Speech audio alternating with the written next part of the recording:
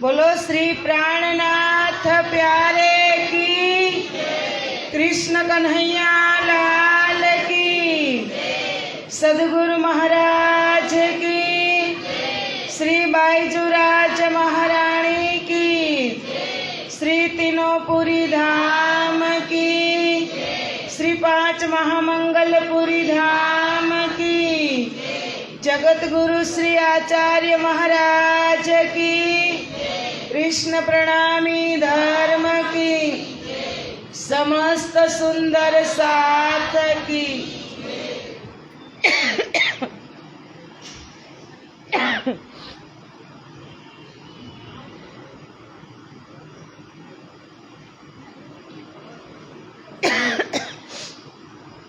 शुरुआत में जाऊ थाय थोड़ी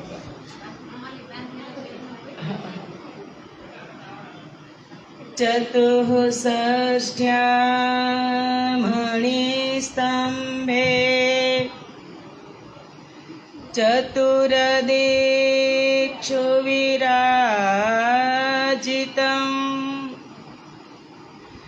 तत्र सिंहासने ध्यायेत् कृष्णं कमललोचनं कृष्णमकमलपत्राक्षं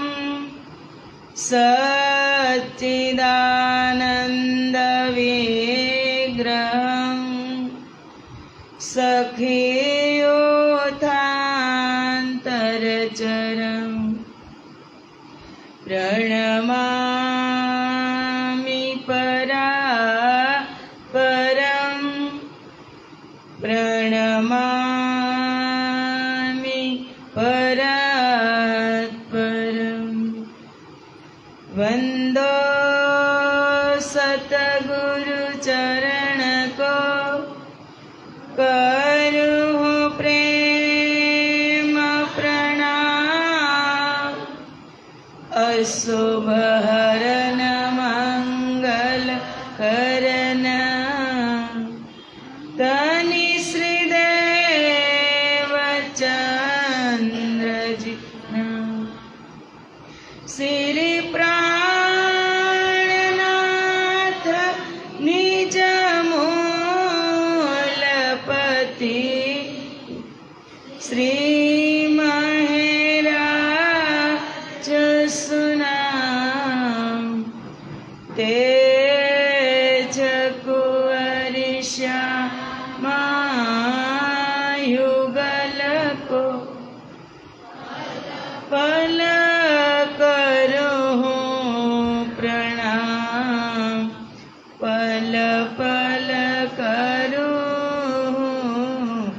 प्रणाम।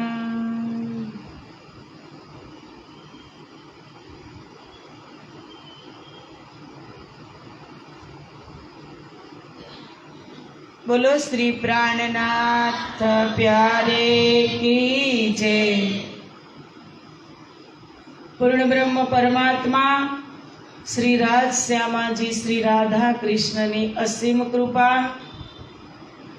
गोंडल शહેરની આ દિવ્ય ધરતી તેમાં પ્રબોધ સુંદર સાથ છે જયંતિભાઈ પડાડિયાના નિવાસ સ્થાને महामती स्वामी श्री प्राणनाथ वचनामृत ब्रह्मवाणी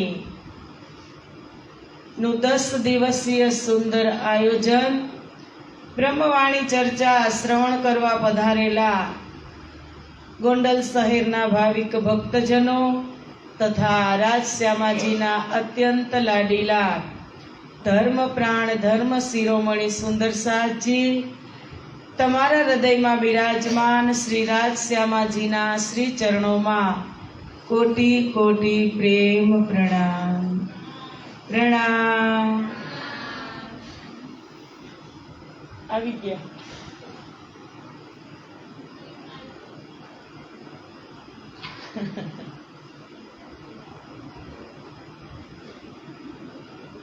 धामधણીની અપાર કૃપા હંમેશા બ્રહ્મ સૃષ્ટિઓ પર વરસતી જ હોય છે। 10 દિવસની આ 10 દિવસની આ માત્ર એક અનુભવ કરવાની જરૂર છે. એ તો પલ પલ મહેરના સાગર પલ પલ મહેર વરસાવે છે, ત્યારે જ તો આ બ્રહ્મચર્ચા દુનિયાની અંદર જે સતયુગથી કથા થતી આવે છે, મોટા મોટા પાંડાલોની અંદર આયોજન હોય, ભાગવતનું છે, રામાયણનું છે, દેવી ભાગવત હોય, પુરાણોની કથાઓ હોય, પણ એ કથા બધી જ અઘોર પાપમાંથી મુક્ત કરવા વાળી આ કલિયુગની અંદર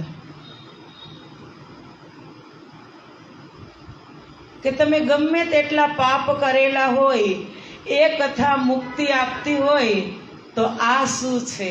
આ અકથ કથા છે, આ બ્રહ્મવાણી છે, સ્વયં બ્રહ્મના મુખેથી અવતરિત થયેલી. એ શાસ્ત્રો પણ પરમાત્મા ભગવાનના જ સ્થાપિત છે, શાસ્ત્રો પણ એનાથી જ પ્રગટ થયેલા છે. પણ આ બ્રહ્મવાણી એક અકથ કથા છે. હરિદ્વારનો પ્રસંગ આવે છે, તેમાં પ્રાણનાથજી આપણું જ્યારે સંપ્રદાય પદ્ધતિ ને પ્રાણનાથજીનો વારો આવે છે શાસ્ત્રાર્થમાં, ત્યારે વેદવ્યાસ રાજા જન્મે જઈને કહે છે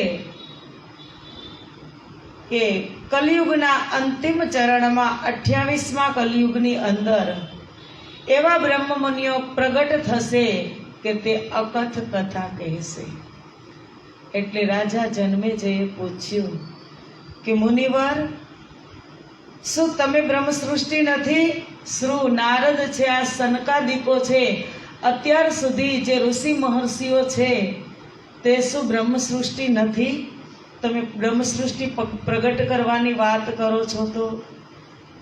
ત્યારે વેદવ્યાસે કીધું, ના, બ્રહ્મ મુનિઓ બ્રહ્મ સાથે પ્રગટ થશે. 28મા કળિયુગના અંતિમ ચરણમાં બ્રહ્મ પણ આવશે, બ્રહ્મની આહ્લાદીની શક્તિ પણ આવશે, અને તેમની સાથે 12,000 બ્રહ્મપ્રિયાઓ, એ બ્રહ્મપ્રિયાઓ સંસારની અંદર આવશે અને અકથ કથા કહેશે. અકથ એટલે કે દુનિયામાં કોઈએ કીધી જ નથી એવી કથા તેમના મુખારવિંદથી થશે, અને એ એક જ પરમાત્માને ધ્યાવશે, એક જ પરમાત્માની સેવા કરશે, એક જ પરમાત્માની તે બંદગી કરશે. તો એ કોણ છે? તો એ છે સદગુરુ ધણી શ્રી દેવચંદ્રજી, મહામતી સ્વામી શ્રી પ્રાણનાથજી અને તેમની સાથે આવેલી 12,000 બ્રહ્મપ્રિયાઓ. બ્રહ્મની ચર્ચા આજે 400 વર્ષથી થાય છે. શ્રીમદ ભાગવતની અંદર કીધું, અતો નૃલોકે નનુ નાસ્તિ કિંચિત ચિત્તસ્ય શોધાય કલો પવિત્રમ અઘોઘ વિદ્વંસકરમ તથૈવ કથા સમાનમ ભુવિ નાસ્તિ ચાન્યત. કે દુનિયાની અંદર કથા જેવું કોઈ પવિત્ર પદાર્થ નથી. કથાનો ઉલટો અક્ષર કરો તો થાય થાક. હવે અહીંયા આવી બ્રહ્મચર્ચા થતી હોય અને માયાનો થાક ન ઉતરે તો એ કથા શ્રવણ કરેલી ન કહેવાય. જો માયારૂપી થાક ઉતરી જાય, કારણ કે એક એક જીવની અંદર, એક એક આત્મની અંદર તમે કહો ને તો માયાનો થાક છે ને છે, પણ એ થાક ઉતારવાના સ્થાન છે એ કથા છે. અઘોઘ વિધ્વંસ, કે અઘોરમાં અઘોર પાપ કદાચ થઈ ગયા હશે આ દેહથી, તો પણ એ પાપમાંથી મુક્તિ આપવા વાળી આ બ્રહ્મચર્ચા છે. અને એ બ્રહ્મચર્ચા આપણે શ્રવણ કરીએ છીએ આજે 6ઠ્ઠો દિવસ છે. પ્રગટ વાણી કે જે પ્રકાશ હિન્દુસ્તાનીની અંદર પ્રગટ થઈ અનુપ શહેરની અંદર, એ પ્રગટ વાણી જેની અંદર આપણે શ્રવણ કરી ગયા મહાકારણ છે, ત્રિધા લીલા છે, અને હવે જાગણી લીલા શરૂ થઈ છે. તો બ્રહ્મવાણી, આટલા બધા શાસ્ત્રો હતા સંસારની અંદર, ક્યારે એવો વિચાર આવે કે કેટલા બધા શાસ્ત્રો આપણા હિન્દુ ધર્મની અંદર, પણ આ વાણી પ્રગટ થવાનું મુખ્ય પ્રયોજન શું? કેના માટે અવતરિત થઈ આ બ્રહ્મવાણી? શાસ્ત્રો તો હતા જ નહીં, અને શાસ્ત્રો પણ હતા ને બ્રહ્મવાણી પણ આવી. તો બ્રહ્મવાણી આવ્યા પછી વિતક કેમ પ્રગટ થઈ? વાણી તો હતી, તો વિતકની રચના પણ શું કામ થઈ? એક વાણીથી ન ચાલત. પણ અપાર કૃપા કરી બ્રહ્મપ્રિયા ઉપર રાજી મહારાજે કે વાણી તો છે, અથા છે, પણ એમાંથી લીલા બહાર પ્રગટ કરી અને સુંદર સાથને લીલાના માધ્યમથી રસ પીવડાવો. અને જેટલી પણ બ્રહ્મ સૃષ્ટિ આવી છે એ બધા જ ના ચરિત્રો છે બ્રહ્મવાણીની અંદર. અને બંને સદગુરુની જીવની એ છે વિતક. વિતક એટલે જીવની. આ બાજુ થોડાક આવો, આગળ બેસો સરખા, બધા જ સમાય જાય.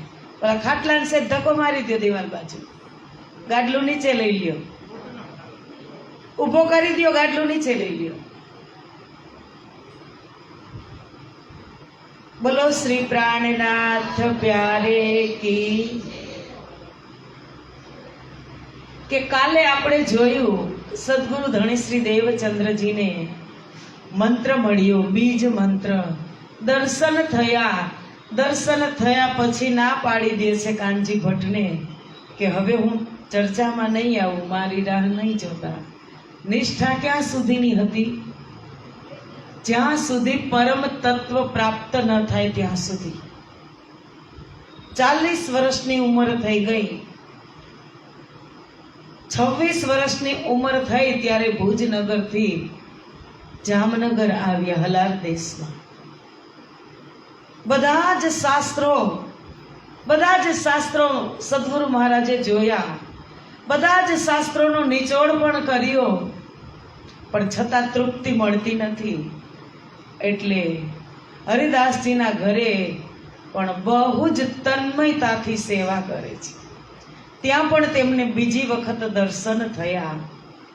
ફરી હરિદાસજી મહારાજ એમની ઓળખાણ કરાવવા માટે અને દેવચંદ્રજી ભક્તિની અંદર વધુ આગળ વધે, તેમની મંજિલ સુધી પહોંચે, એટલે એમને જામનગર મોકલે છે, નવાનગર.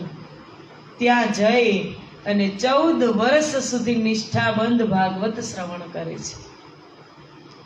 નિષ્ઠા એક શબ્દ એવો છે કે મને અને તમને પણ આ સંસારની અંદર જેમ સદગુરુ મહારાજે નિષ્ઠા રાખી, એમાં આપણે પણ કાંઈક નિષ્ઠા રાખવી જોઈએ કે આપણે કેના શિષ્યો છીએ. 14 વર્ષની અંદર કાંઈક તો આમ તેમ થયું જ હોય, પણ છતાં એક પણ દિવસ તેમને આમ તેમ કર્યું નથી અને નિષ્ઠાથી ભાગવત શ્રવણ કર્યું, પૂરું ભાગવત.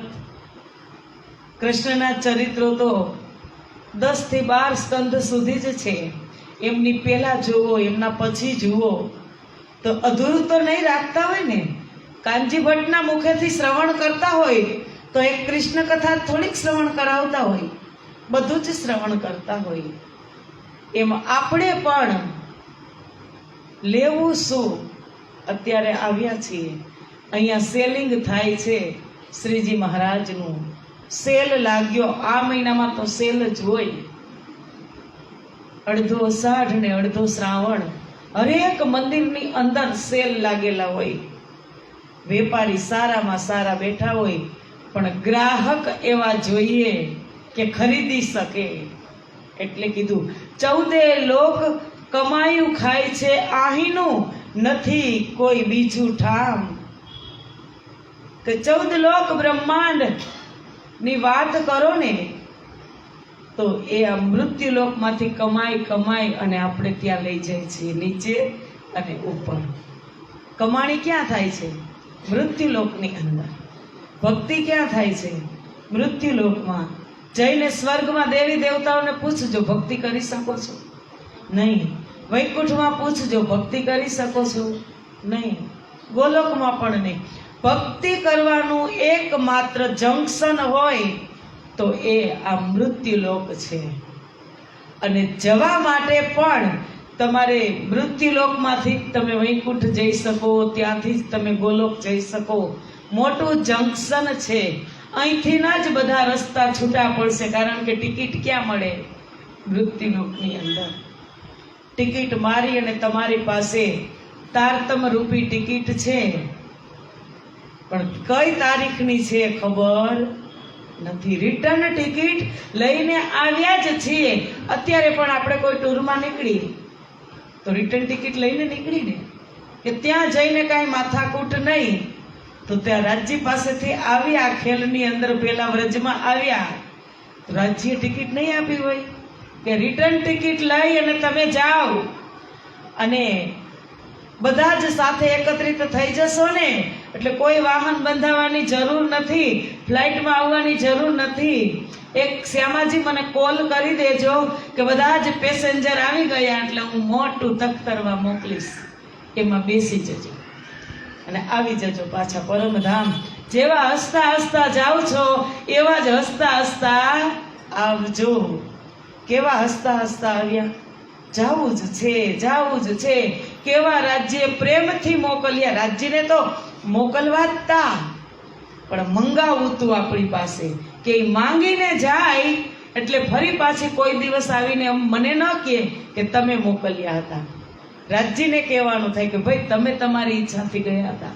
જઈને શિકાયત કરશું કે રાજ્ય ત્યાં તો દુઃખ હતું, માયા હતી, આમ હતું, તેમ હતું, ત્યારે રાજ્ય શ્રવણ કરતા હશે ને હસશે કે ભાઈ તમારે જોવું તું તો તમે ગયા હતા, મેં તમને ક્યાં એવા એ દુઃખ જોવા મોકલા હતા?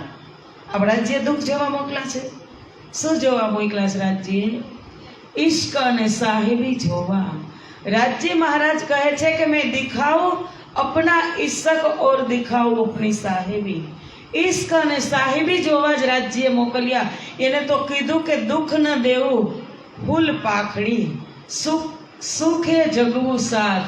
એક ફૂલની પાખડી લાગે એટલું પણ હું દુઃખ તમને આપવા માંગતું નથી.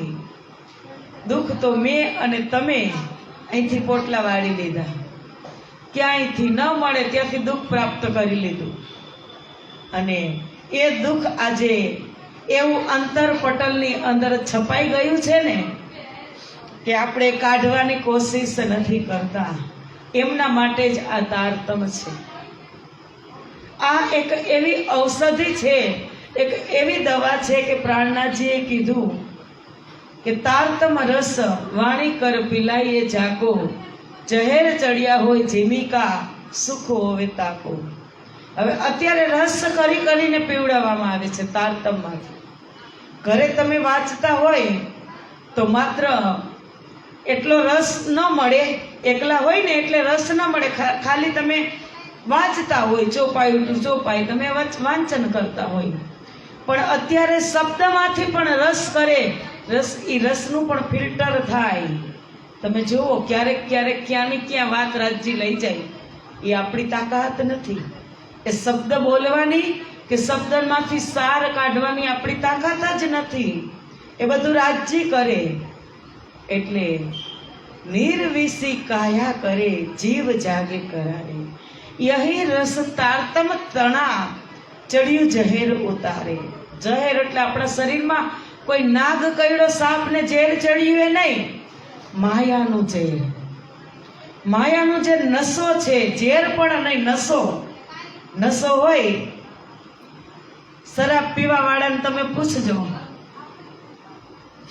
કે સાંજે પીધો હોય, પેક બરાબર મારેલો હોય, પડ્યો હોય ગટરમાં, પણ કહેતો હોય કે હું રાજા છું, નશામાં બોલતો હોય કે હું તો રાજા છું, માલિક છું, આંખ ખુલેતા ગટરમાં હોય. નશો એક એવી વસ્તુ છે, એટલે કીધું કે તારતમ રસ વાણી કર પિલાઈએ જાગો. વાણીમાંથી રસ કાઢી કાઢી અને બ્રહ્મપ્રિયાઓને અને દુનિયાના જીવોને પીવડાવવામાં આવે છે અને આપણે પીએ છીએ, પણ ઝેર ઉતરે છે, ઝેર ઉતરે છે માયાનું, નશો નથી ઉતરતો. એટલો અમલ ચડ્યો છે, જેમાં અમલ પીવે અને નશો ચડે એમાં મદ મસ્ત થઈ ગઈ છે બ્રહ્મપ્રિયાઓ અને જીવો. વાણીનો નશો તો ચડેલો જ છે, પણ તુરંત જ ઉતરી જાય છે નશો. એવી બે વ્યક્તિ હતી અને નહોતો ઉતર્યો, એક મીરાબાઈને અને એક નરસિંહ મહેતા.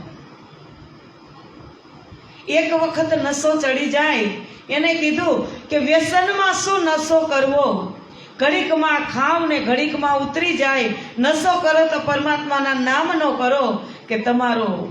મીરાબાઈ કહે છે કે મારો ચૂડલો અમર થઈ જાય. પરમાત્માના નામની અંદર એટલો નશો છે. મીરાબાઈ કહે છે કે મને કોઈની પરવા નથી. એક 5 વર્ષની ઉંમરથી મીરાબાઈ લાગી હતી. 5 વર્ષની ઉંમરથી એમની માતૃશ્રીને કહેતી હતી કે આ મૂર્તિ છે ને, એ મૂર્તિ સાથે જ મારે શાદી કરવી છે. ત્યારે એમના માતૃશ્રી કહેતા કે પાગલ, એ મૂર્તિ તો માટીની છે. ત્યારે મીરાબાઈ કહેતા કે આ માટી છે ને, માટીની મૂર્તિ, પણ એ માટીની મૂર્તિમાં જ મને સમાવી લેશે. હું શાદી કરીશ તો હું ગિરધર ગોપાલ સાથે જ કરીશ. હદનો જીવ, વૈકુંઠની ભક્તિ, અને હું અને તમે કહીએ પણ પરમધામના અને ભક્તિ પણ પરમધામની. પણ એ નશો એક અલગ ચીજ છે. જે કરતા હોય એને ખબર હોય કે એના વગર પછી સેકન્ડ રહી શકે નહીં, ચાહે દુનિયાનો હોય કે ચાહે ધામનો હોય. એ નશાની વાત કરી અને દેવચંદ્રજી મહારાજ ને જ્યારે ત્રીજા દર્શન થયા, સાક્ષાત દર્શન થયા, ત્યારે કહે છે કાનજી ભટ્ટને કે કાલ રાહ નહીં જોતા, નશામાં ને નશામાં બહાર આવે છે. પરમ તત્વ પ્રાપ્ત થઈ ગયું પછી એને શેની અંદર ઈચ્છા રહે? હવે તો એમ થાય કે આ વાત કેને કહું, નાઈને કીધી તો નાઈ માન્યા નહીં. અને પછી ગાંગજીભાઈને વાત કરે છે. ગાંગજીભાઈ એ વાત ઉપર વિશ્વાસ લઈ આવે છે અને ગાંગજીભાઈ એ સંપ્રદાયની અંદર પહેલે દિન ઇસ્લામ में ગાંગજી ધરે કદમ. ગાંગજીભાઈ પ્રથમ આવે છે અને કહે છે કે ગાંગજીભાઈ મીને અવસર તીન એ વચન લીએ ચિત્ત ધર. આ જ સમયે ગાંગજીભાઈ મળ્યા અને એ વચન એને ચિત્ત ધરી અને લઈ લીધા કે આ જ સદગુરુ છે, આ જ ધામના ધણી છે. કર વિચાર પૂછે વચન નિકે અર્થ લીએ જો ઇન. વિચાર કરે છે, પૂછે છે ગાંગજીભાઈ.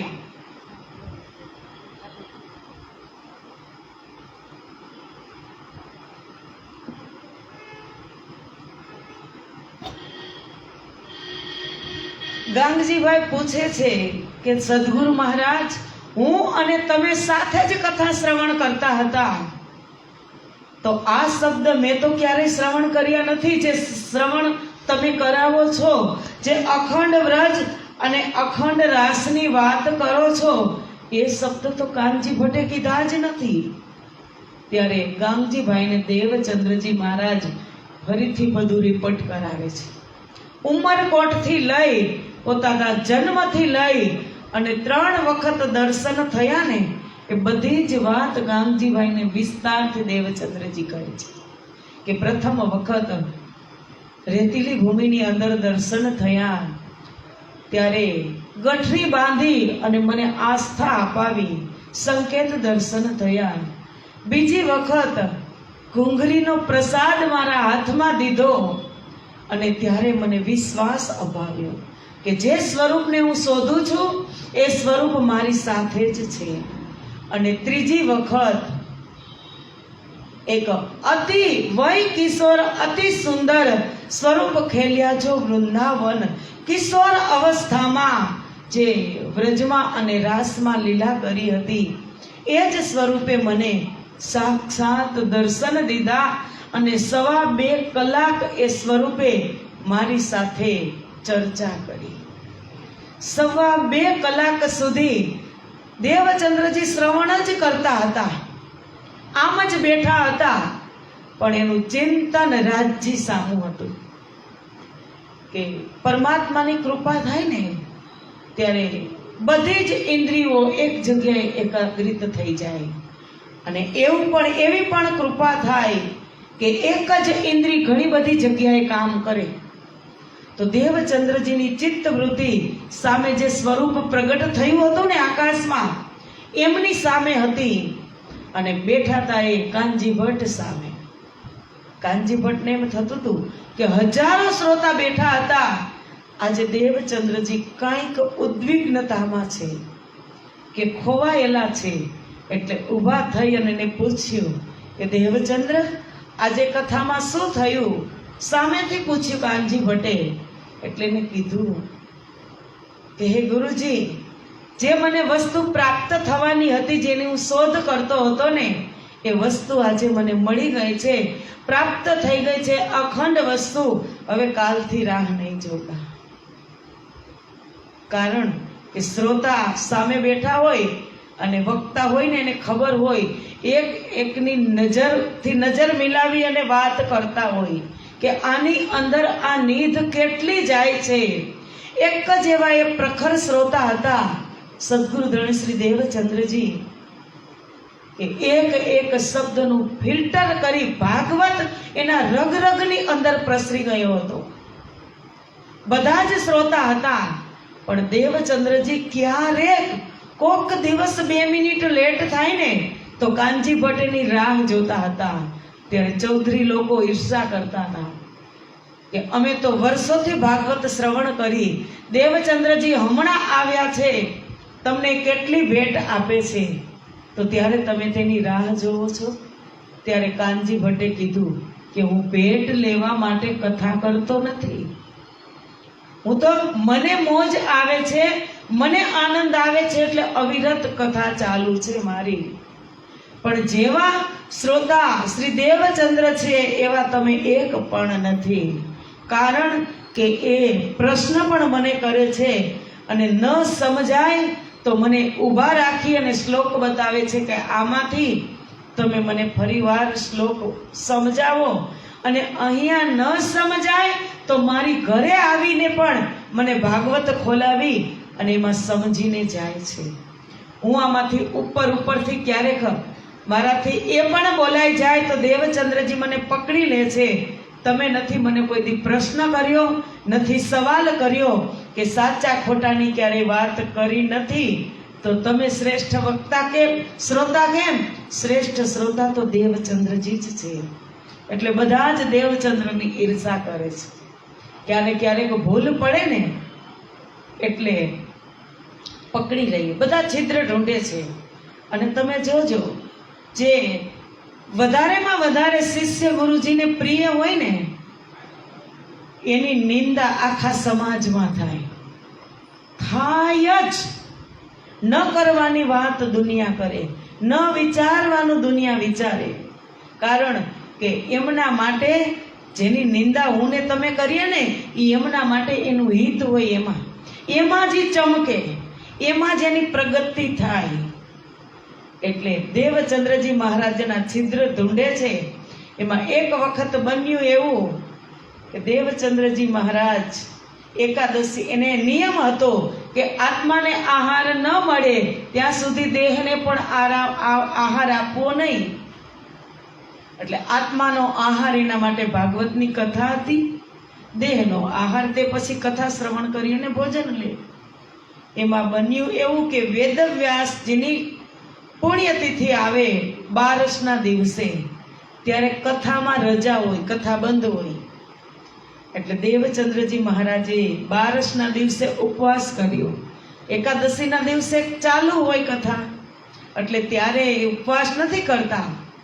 એટલે આ ચૌધરી લોકો હતા એને નિંદા કરી કે તમે કહેતા હતા ને કે દેવચંદ્રજી એક પ્રમોદ વક્તા છે, શ્રોતા છે, તો એકાદશીના દિવસે ભોજન કરે અને 12ના દિવસે ઉપવાસ કરે, કાનજી ભટ્ટ એવું કયા શાસ્ત્રની અંદર લખેલું છે?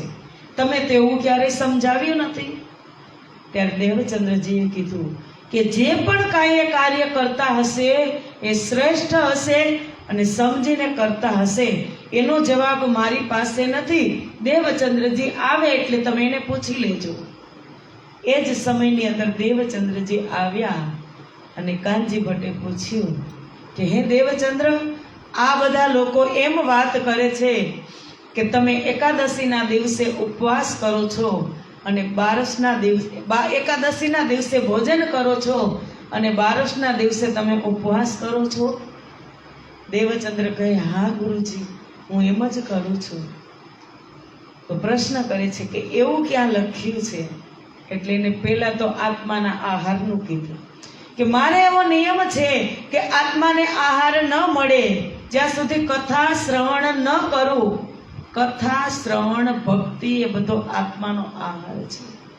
એ કાંઈ ન કરું ત્યાં સુધી હું ભોજન નથી લેતો. એટલે એકાદશીના દિવસે તમે કથા શ્રવણ કરાવો છો એટલે મેં ભોજન લીધું, અને બારસના દિવસે તમે કથા શ્રવણ નથી કરાવતા એટલે મેં ઉપવાસ કર્યો. અને આમ તો જોવા જઈએ તો કૃષ્ણ પરમાત્માને લગાવેલો ભોગ, એના પ્રસાદનો એક કણ કરોડો એકાદશીના તુલ્યમાં આવી શકતો નથી. અને પછી ચૌધરી લોકોને સમજાવે છે કે ભાગવત શ્રવણ કરી ભાગવત તમને પરમધામની અંદર લઈ જાય. અને તુમ સબ કરત હૈ સ્વર્ગ કા સાધન. ભાગવત શ્રવણ કરી અને તમે એકાદશી કરો છો, એકાદશી તો તમને સ્વર્ગમાં લઈ જાય. અને સ્વર્ગની અંદર પણ જે દેવીઓ છે એમાં એક એકાદશી નામના દેવી છે. એને પણ મને પ્રાર્થના કરી હતી કે પરમાત્મા, તમે કલિયુગના અંતિમ ચરણમાં આવવાના હોય ને તો અમને પણ તમે ધન્ય ધન્ય કરી દેજો. એક વખત આ મૃત્યુલોકની અંદર તમે અમને જન્મ આપો અને તમારા પ્રસાદનો કણ લઈ અને અમે ધન્ય થઈ જાય. તો એમાં ક્યાં વ્રત રહ્યું? એકાદશીનું વ્રત, એનો મહિમા શું રહ્યો? ખુદ એકાદશી દેવી કહે છે, એકાદશી એક દેવી છે સ્વર્ગમાં. એ કહે છે કે મૃત્યુલોકની અંદર તમે અમને જન્મ આપો તો અમે તમારી ભક્તિ કરી, તમારો પ્રસાદ પ્રાપ્ત કરી, પ્રસાદ ગ્રહણ કરી અને અમે ધન્ય થઈ જાય. અને આપણે શેનું વ્રત કરીએ? સ્વર્ગમાં પહોંચવાનું. એટલે એ ખુલાસો દેવચંદ્રજીએ કર્યો ને ત્યારે ચૌધરી લોકો બધા ટાટા પડી ગયા કે વાત તો સાચી છે. વર્ષોથી ભાગવત શ્રવણ કરીએ છીએ, પણ ઓલું કહેવાય ને કે અત્યારે ટેકનોલોજી બધી જોઈ છે, પણ પુરાની પરંપરાને છોડવી નથી. અત્યારે આધ્યાત્મિક તમે જુઓ, આની અંદર આ કેટલું નોલેજ આગળ વધી ગયું છે કે આપણે એ બધું અપનાવીએ છીએ. અને જે પુરાની ટેવ, પુરાની હેબિટ, પુરાની પરંપરા એ આપણે છોડવી નથી. સાતમ આવશે હમણાં, તમે બધા ચૂલા ઠાળશે. કોઈ દી એવું બને શીતળામાં ચૂલામાં આડોટવા આવે? એવું ન બને. એ એની રીતે સત્ય છે, પણ એવું આંધળું અનુકરણ તારતમ લીધા પછી નહીં કરવાનું. જ્યાં સુધી નથી લીધો, તમને ખબર નથી, ત્યાં સુધી અમે પણ પાણી, પથ્થર અને આગને પૂજી જ લીધા. પણ હવે આપણી પાસે જેમ મહાવિજ્ઞાન છે, મહાવિજ્ઞાનથી પણ ઉપરની વાત છે, એ મારીને તમારી પાસે તારતમમાં છે. તો હવે આપણે છોડવાનું કે નહીં છોડવાનું? હવે એ બધું શું એમાં પડવાનું? સુંદર સાથજી એક સત્ય રસ્તો પ્રાણનાથજીએ બતાવી દીધો કે અહીંયા સીધો જ રસ્તો છે અને અહીંયા ઘૂમીને જવાનું છે. ફરીને જવું સારું કે ડાયરેક્ટ જવું સારું? લઈ તો જશે તમને, અંતમાં એક વખતથી મંજિલ સુધી પહોંચાડશે, પણ એ રસ્તાની અંદર કાંટા આવશે, કાકરા આવશે, ઝાંખરા આવશે, બધું જ આવશે.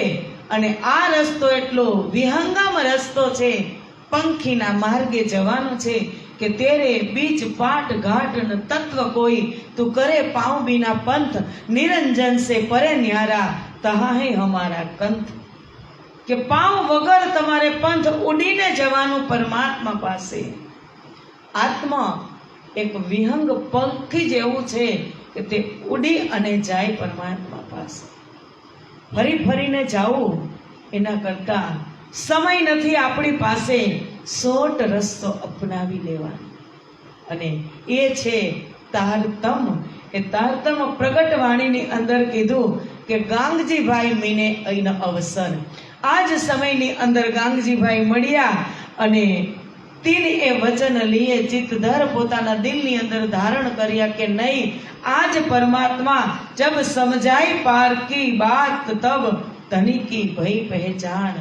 પરમધામની વાત કરી, પરમધામના 25 પક્ષની વાત કરી, મૂલ મિલાવાના બેઠકની વાત કરી અને કીધું કે તમે ધનબાઈની આત્મ છો ત્યારે ધણીની પહેચાન થાય.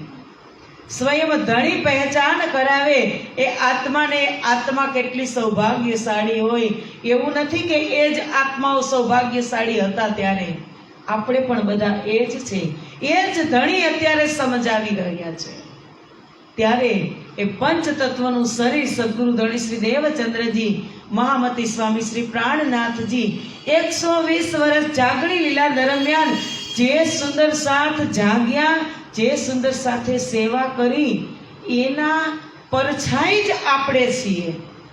એવું નહીં માનતા કે સર્વશ્રેષ્ઠ છે, સર્વશ્રેષ્ઠ 100% છે, પણ પ્રાણનાથજીએ એ પણ કીધું કે પાછલો સાથ આવશે હૃદય આણી.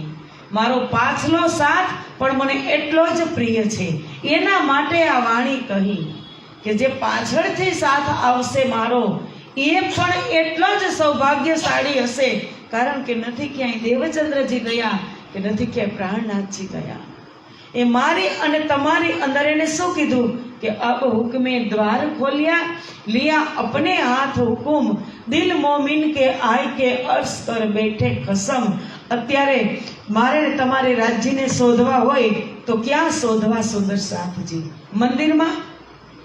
કોઈ પણ ધામની અંદર જાઓ, તમે પ્રણામ કરો, પગથિયા ચડો, દર્શન કરો, પ્રણામ કરો, રાજજી બોલવાના છે કે આવો એમ? ક્યારે અવાજ સાંભળો? નહીં. રાજજી ક્યાં છે? મારા ને તમારા હૃદયમાં છત્રસાલને એમ કીધું કે તમારે મારા દર્શન કરવા હોય તો તમે એક દર્શન મારા વાણીમાં અને બીજા દર્શન મારા સુંદર સાથના હૃદયમાં. ત્યાં જ હું બિરાજમાન છું. અને આપણે કેટલા બહાર શોધીએ છીએ, પણ તારતમ આવ્યા પછી કોઈની અંદર અંધારું છે જ નહીં. બધા જ અંદર ડૂબકી લગાવે છે કે બહાર દેખના બંધ કર, ભીતર કા પટ ખોલ. બહાર જોવાનું બંધ. બંધ એટલે દુનિયા જોવાનું તો કીધું જ કે દુનિયા તમે જુઓ, ખૂબ પ્રેમ ભરી અને બધી જ જગ્યાએ તમે જાઓ. પ્રાણનાથજીએ એવું નથી કીધું કે તમે પ્રણામી મંદિરોમાં જ જાઓ, બધી જ જગ્યાએ તમે જાઓ. કારણ કે ઉદ્ધાર આખી દુનિયાનો બ્રહ્મ સૃષ્ટિ થકી થવાનો છે. આખી દુનિયામાં કોઈ પણ ધામની અંદર તમે જાઓ, આપણા હિન્દુ મંદિરોની અંદર, ત્યાં પણ આપણે જવું બહુ જ જરૂરી છે. હવે હું ને તમે એટલા નોલેજમાં આગળ વધી ગયા હોય અને તમે એમ કહી દો કે અમારે ક્યાંય જવાની જરૂર નથી, તો પ્રાણનાથજી હરિદ્વારમાં 400 વર્ષ રહ્યા, એ નાયા ક્યાં હશે? ગંગા સિવાય ક્યાંય નાયા હશે? ગંગામાં સ્નાન કર્યું હશે ને, એના માટે ત્યારે બાથરૂમ હશે? બાથરૂમ કદાચ હોય તો ગંગાનું જ પાણી હોય ને. તો હવે આપણે ઘણા સુંદર સાથે એમ કે ગંગાજીમાં જઈને કઈ નાહવાની જરૂર નથી. પણ તમારે જરૂર નથી, પણ તમારી જરૂર ગંગાજીને છે. એટલી ઓળખાણ તમે તમારી રાખજો. તમારે ચાલો નથી ગંગાજીની જરૂર, પણ ગંગાજીને બ્રહ્મપ્રિયાઓ એમાં ડૂબકી મારે એની જરૂર છે. જો બ્રહ્મપ્રિયાઓ આપણે માનતા હોય તો પ્રાણનાથજી 4 મહિના હરિદ્વારમાં રહ્યા, ક્યાં નાહ્યા હોય એ તો આપણે વિચાર કરી લે. કચ્છની અંદર દેવચંદ્રજીએ ખોજ કરી, એની અંદર 5 શક્તિ હતી. બધી જગ્યાએ પ્રણામ નહીં કર્યો હોય? બધી જ જગ્યાએ કર્યા હશે. એટલે તો કહે છે કે પિયા મેં બહુત બાત તો કો ખોજિયા, છોડ ધંધા સબ ઓર, પૂછત ફિરત સોહાગણી, કોઈ બતાવે પિયા મોહે ઠોર. કે મને કોઈ પ્રીતમનું મને કોઈ એવી ઠેકાણું બતાવો કે ત્યાં મારા 3 પ્રશ્નના જવાબ મને મળે. અને આપણને એમ થાય કે નહીં, આપણા માટે 3 ધામ 12 પરમહંસ પીઠ, આપણા પ્રણામી મંદિરો સર્વશ્રેષ્ઠ છે, એ એક બાજુની વાત છે, 100% સર્વશ્રેષ્ઠ છે. પણ બીજી જગ્યાએ પણ ત્યાં જાવું પણ જરૂરી છે. પ્રાણનાથજીએ વાણીમાં કીધું કે ક્યારે મોહે દિલ में ऐसा आया એ જો ખેલ દેખ્યા બ્રહ્માંડ તો ક્યારે દેખી દુનિયા જો ઇनको ન કરું અખંડ. મારા દિલની અંદર એવું આવ્યું કે બ્રહ્માંડની અંદર હું ખેલ કે લીલા કરી રહ્યો છું આ બ્રહ્માંડની અંદર, તો મને એવું થાય છે કે આ દુનિયાને હું અખંડ કરું. એક જગ્યાએ પ્રાણનાથજીએ 40 પડાવ કર્યા જાગણી યાત્રા દરમિયાન, 40 પડાવ કર્યા. શું બધી જ જગ્યાએ બ્રહ્મસૃષ્ટિ જ આવી હશે? સત્સંગમાં બેસવા વાળી બ્રહ્મસૃષ્ટિ તો હોય જ, એ પ્યોરિટી એની અંદર હોય કે એ સ્ટમ્પ મારી દીધો કે બ્રહ્મસૃષ્ટિ છે. પણ એની પાછળ ઈશ્વરી સૃષ્ટિને અને જીવ સૃષ્ટિને મળ્યું કે ન મળ્યું? સુરતમાંથી 500 ચાલીને ગયા, 500 ઝુલઝુલાટ. પન્ના પહોંચ્યા હતા, 5000ની જમાત થઈ. તો એમાં પ્યોર તો 500 જ હતી. અને પછી અષ્ટપ્રહર થતા 1500 પ્યોર બ્રહ્મ સૃષ્ટિ થઈ ગઈ. તો શું જીવ સૃષ્ટિને પણ ઓળખાણ નહોતી? એટલી જ પ્રેમ કરતી હતી પ્રાણનાથજી.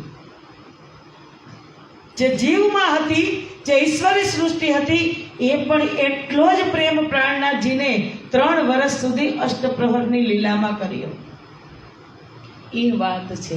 એટલે અંદર જે ગુમાન છે ને, જ્ઞાન લઈને એ ઉતારી દેવાનું. તારતમ ઉતારી જ દે કે નહીં. એક દ્રષ્ટિ થઈ જાય કે મુझ में राम तुझ में राम सब में राम समाया, सबको कर लो प्रेम जगत में कोई नहीं है पराया. કોણ પારખું છે? કોઈ છે બીજું? એક જીવ પરમાત્માનો અંશ છે. કૂતરો કહો ને, કૂતરો તો એ પણ નામદેવ જ્યારે જમવા બેઠા ત્યારે એના થાળીમાંથી કૂતરું રોટલી લઈને ભાગ્યું. ત્યારે એ નામદેવ સંત હતા, ઘીનો વાટકો લઈને દોડ્યા પાછળ કે પ્રભુ લુખી સુખી નહીં ખાતા, ઘી લગાવો. લુખી સુખી રોટલી કેમ ખાશો? ઘી લગાવો, હું ઘી લઈને આવું. કૂતરાની અંદર પણ એને દર્શન થયા પરમ તત્વના. એટલે જ પ્રાણનાથજીએ વાણીમાં કીધું કે ઇનમે બ્રહ્મ સત્તા ન હોતી તો અધખીણ રહેનો ન પાવે. બધા જની અંદર બ્રહ્મ સત્તા છે જ. જેવી રીતે મેં પહેલા દિવસે નિવેદન કર્યું હતું કે 500 થી લઈ અને 1 રૂપિયાની નોટ સુધી બધા જની અંદર ગવર્મેન્ટનો સિક્કો છે કે નથી? એક જ સિક્કો છે. પણ 1 રૂપિયાને તમે 500 ન કહી શકો અને 500 ની તુલના 1 રૂપિયા સાથે ન કરી શકો. કરી શકો? બધા જની અંદર પરમાત્માનો અંશ છે, વધતા ઓછા પ્રમાણમાં. એટલે જ્ઞાની જન પરમધામ જવાના હશે તો જશે, પણ પ્રેમી જન પામશે પાર. જ્ઞાન ન આપો ને, આ કોઈ સુંદર સાથને જ્ઞાનની જરૂર નથી. બધા જને ખબર છે કે સવારમાં ઉઠી અને નાહી ધોઈ અને પહેલા આપણે શું કરાય? બધા જને નથી ખબર? નાહી ધોઈ સેવા પૂજા કરે, મહાપ્રસાદ લે, પછી ઘરના કામ કરે. બધાની અંદર જ્ઞાન છે. કેને જ્ઞાનની જરૂર છે? પણ દુનિયામાં આપી શકો ને સુંદર સાથજી, તો સુંદર સાથને બધા જ જીવોને પ્રેમ આપજો. પ્રેમથી તમે પામશો પાર.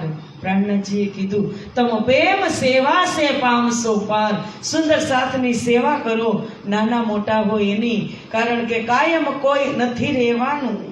એટલે જ ભજનની અંદર કીધું ને, સમજી જાજો ઓરે સાનમાં, કાયમ કોઈ નથી રહેવાનું. ઠાલા ઠૂઠ ફરો છો સાને, જન્મ્યા એમ જ જવાનું. જેવી રીતે જન્મ્યા અને શું લઈને આવ્યા, એવી જ રીતે જવાનું છે. પણ આ સંબંધ કેના?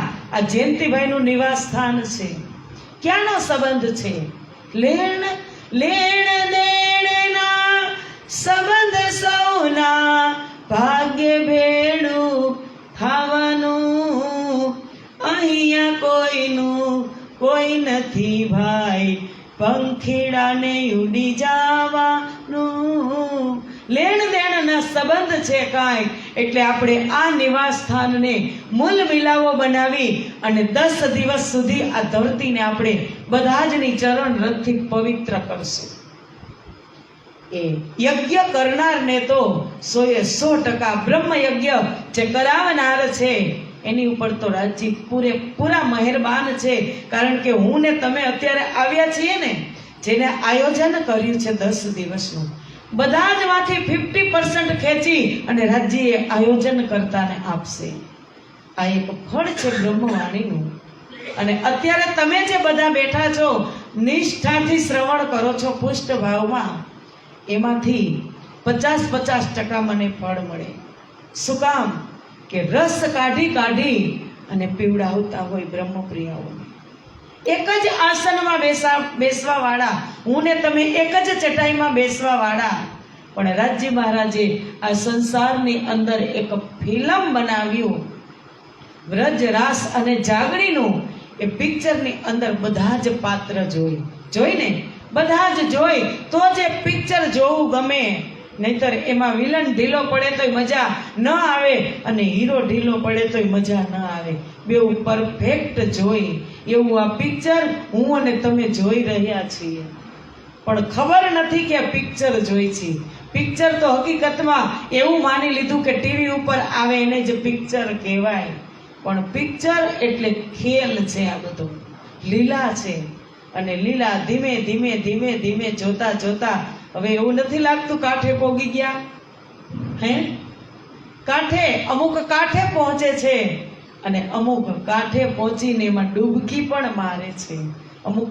અમુક સુંદર સાથ, અમુક બ્રહ્મપ્રિયાઓ હજી છબછબિયા કરે છે ને અમુક તો હજી જાગી જ નથી. હજી તો ઘણો એવો પ્રાંત છે કે ત્યાં તારતમ પહોંચ્યો જ નથી.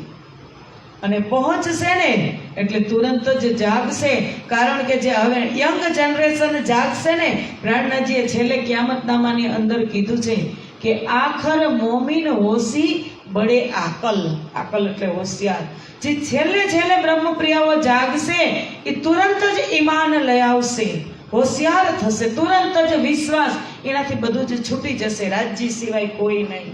કારણ કે એની ઉંમર નાની છે, દુનિયાનો કચરો ગયો નથી. અને આપણી અંદર જેટલો કચરો ભરેલો છે એ કચરો કાઢતા પણ કેટલી વાર લાગે. પ્રાણનાજીએ શું કીધું?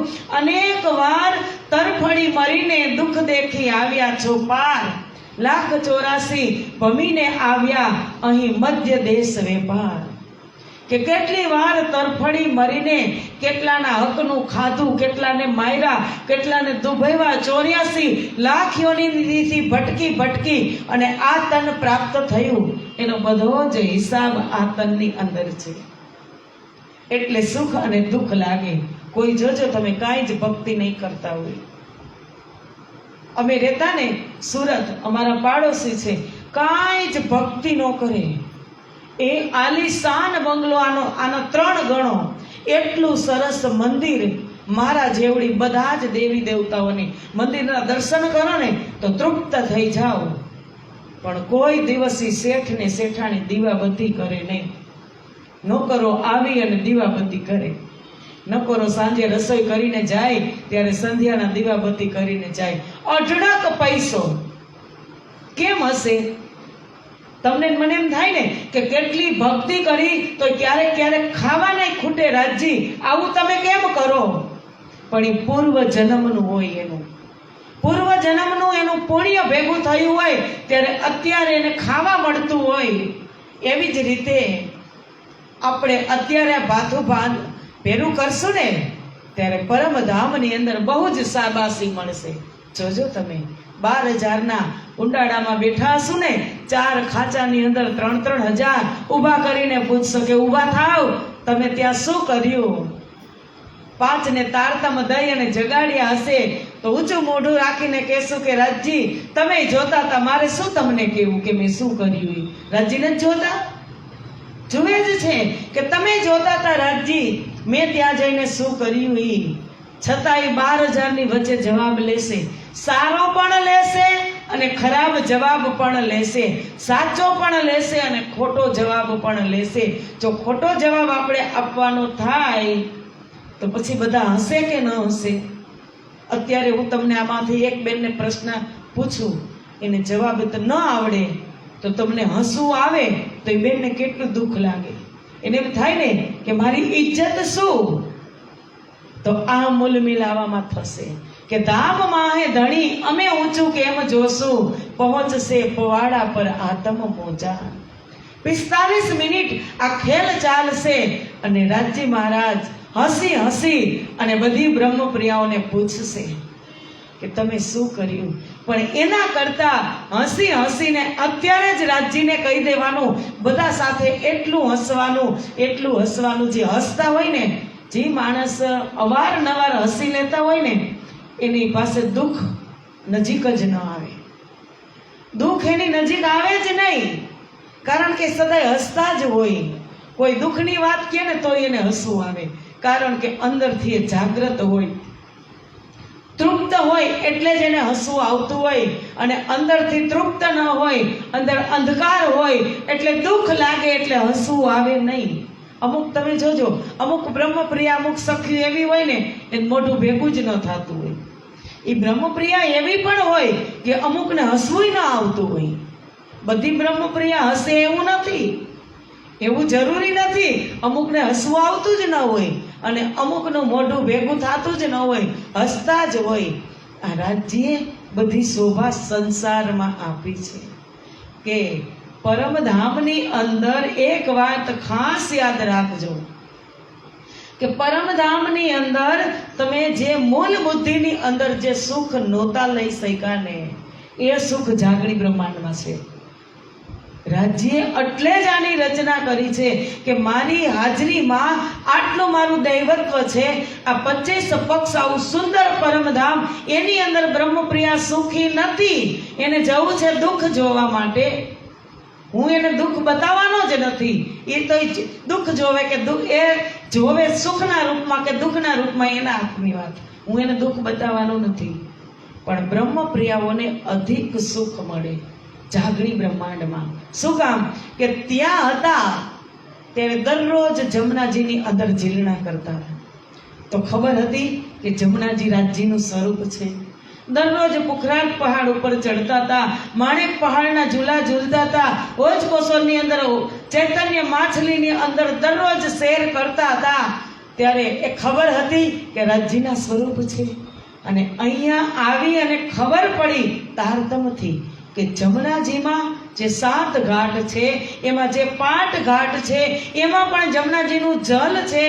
એક એક પક્ષ, એક એક વૃક્ષ, એક એક પોધો, એક એક મહેલ, એક એક સ્તંભ, એક એક ઝૂલા એ રાજજીના જ સ્વરૂપ છે. એ અહીં આવીને ખબર પડી. એટલે હવે કેટલો આનંદ થાય. હવે ઝૂલામાં બેસવાનો કેટલો આનંદ થાય. બેસીને આવ્યા ત્યારે આનંદ નહોતો ને, બેસીને આવ્યા ત્યારે બેસતા હતા ત્યારે આનંદ નહોતો. અને હવે જુદા પડ્યા અને હવે લવ લેટર આવ્યો. આ પ્રેમ પત્ર સંસારની અંદર બ્રહ્મપ્રિયાઓ માટે આવ્યો કે ખુલ્લે આમ કહી દીધું કે આશિક મેરા નામ રૂહ અલ્લાહ, આશિક મેરા નામ ઈસક મેરા રૂહ નસો, મેરા ઉમ્મત મેં આરામ. કે હું મારી બ્રહ્મપ્રિયાઓને પ્રેમ કરું છું. એક પણ શાસ્ત્રની અંદર નથી કીધું, રાજ્ય વાણીમાં કીધું કે હું એને પ્રેમ કરું છું. હવે આ સંસારમાં ખબર પડી કે તારતમ લઈ અને ધણી આવ્યા છે. તારતમની અંદર એમ છે કે 25 પક્ષ મારા જ સ્વરૂપ છે. ફૂલબાગની અંદર ફૂલ જોવો તો હું, છોડ જોવો તો હું, ચહેબચા જોવો તો હું, જલના ફુવારા જોવો તો રાજ્યનું સ્વરૂપ. તો હવે આનંદ આવે કે ન આવે? તો હવે તડપ થાય છે ને જવાની કે રાજજી. એટલે શું કીધું? સુખ મેં તો સુખદાયમ, પર સ્વાદ ન આવત ઉપર, દુઃખ મેં સુખ આવત, સો મહેર ખોલત નજર. સુખ હતું ત્યારે સુખની કિંમત ન હતી, પણ દુઃખ આવે સુખ આવતો.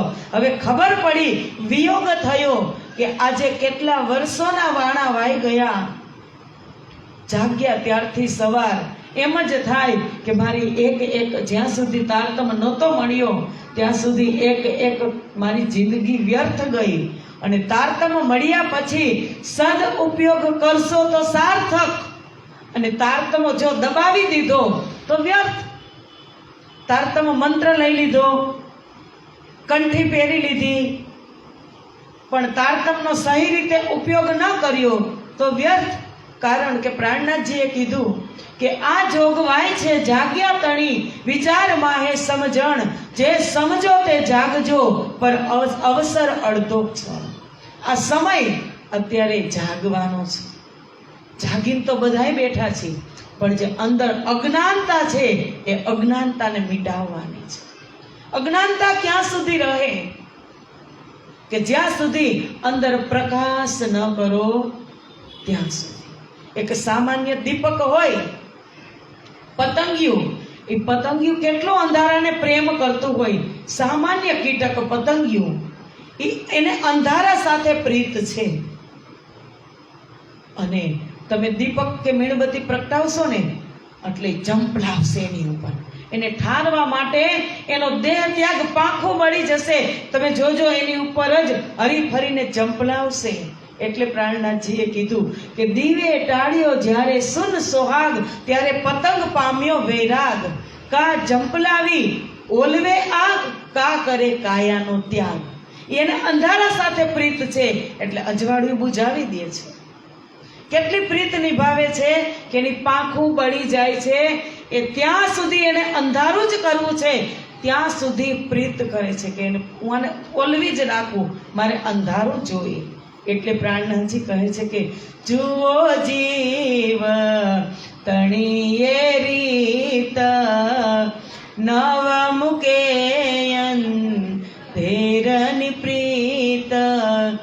તણી અમારો અક્ષરાતીત, તોય યમેના સમજ્યા પતિત. તોય યમેના સમજ્યા પતિત. ઇન્દ્રાવતી કહે છે કે સામાન્ય જીવની રીત તમે જુઓ કે નવ મૂકે અંધેરની પ્રીત. એ અંધેરા સાથે પ્રેમ કરે છે તો એની કાયાને પણ એ ઓલવી નાખે છે. અને આપણને ખબર છે કે ધણી અમારો અક્ષરાતીત, તો એ અમે નવ સમજ્યા પતિત. ઇન્દ્રાવતી કહે છે કે સાક્ષાત ધામ ધણીએ પોતાના સ્વરૂપની ઓળખાણ કરી, તારતમ લઈ તારતમના સ્વરૂપમાં પ્રગટ થયા, છતાં હું અને તમે એને કેમ ઓળખી શકતા નથી? એ ઓળખાણ 12,000 બ્રહ્મ સૃષ્ટિમાં સર્વપ્રથમ ગાંગજીભાઈએ કરી. કે ધન ધન ધનબાઈનો અવતાર એ ગાંગજીભાઈએ ઓળખાણ કરી અને કીધું, અપને ઘરો લીએ બોલાએ, સેવા કરી બહુત ચિત લ્યાએ. સદગુરુને હવે એની ઘરે બોલાવી લીધા. પરિચય કેટલો? ભાગવત સાથે સાંભળવાનો. ફરી પાછો ભાગવત શ્રવણ કરતા હતા ત્યારે કોઈ ચહલ પહલ નહીં, કોઈ વાત નહીં. પણ જ્યારે પરમ તત્વ પ્રાપ્ત થયું ત્યારે અધિકારી થયા ગાંગજીભાઈ. તુરંત જ ઈમાન લઈ આવ્યા અને સદગુરુને કહે છે કે હવે મારી ઘરે આવો. અપને ઘરો લીએ બોલાઈ, સેવા કરી બહુત ચિત લ્યાએ. સને સો સેવા કરી જો ઘની, પહેચાન કે અપના ધામ ધની. સદગુરુ મહારાજ હોય તો એમની પાછળ એની જમાત હોય કે ન હોય? અત્યારે તમે ગુરુજીની પધરામણી કરો તો એકલા હોય? એની પાછળ કેટલો સંઘ હોય, કેટલા સુંદર સાથ હોય. અને બધાને ખાવા પીવાનો ખર્ચો ગાંગજીભાઈએ દિલ ખોલી નાખ્યું. દિલના દરવાજા ખોલી નાખ્યા કે બધા જ જે સુંદર સાથ આવે એને જમવાની વ્યવસ્થા અહીંયા, રહેવાની વ્યવસ્થા અહીંયા, આત્માનો આહાર અને શરીરનો પણ આહાર બધું જ અહીંયા. નિત્ય નિત્ય ઓછવ થવા લાગ્યા ગાંગજીભાઈની ઘરે. તબ શ્રીમુખ વચન કહે પ્રાણનાથ, ઢૂંઢ કાઢ અપના સાથ. આવા નિત્ય ઓછવ થતા ગાંગજીભાઈની ઘરે ચાકડા મંદિરમાં દેવચંદ્રજી મહારાજ દિવસમાં 2 વખત ચર્ચા કરતા, સ્વરૂપનું અને પરમધામનું વર્ણન કરતા. રાજજીના સ્વરૂપનું વર્ણન કરતા. સ્વરૂપ સુંદર સનકુલ સકોમલ, રૂહ દેખ ખોલ નૈના નૂર જમાલ, ફેર ફેર મહેબૂબજી આવત હૃદય, કિએ કિનને તેરા કોલ ફેલિયે હાલ. એ પૂરું સ્વરૂપ સુંદર સાથને સમજાવતા હતા. શ્યામાજીના વસ્ત્રો કેવા, રાજજીના વસ્ત્રો કેવા, એ દરરોજ સવારમાં 2 કલાક, બપોર પછી 2 કલાક, 4 કલાક સુધી ચર્ચા થતી હતી.